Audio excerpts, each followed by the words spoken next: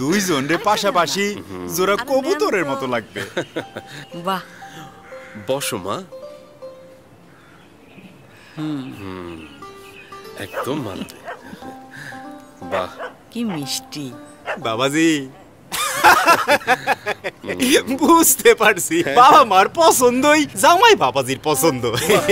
ঠিক বলছে না জামাই বাবাজি? হ্যাঁ জি না। আম্মা, ওর বয়স কত? মানে 18 হবে আর কি। হবেটা কবে? সময় হলেই হবে। তাহলে বিয়েটা 18-র পরেই হবে। আরে পুরুষ মানুষ এত চিন্তা করে নাকি? পুরুষ মানুষ বাল্য বিয়ে করে নাকি? হ্যাঁ,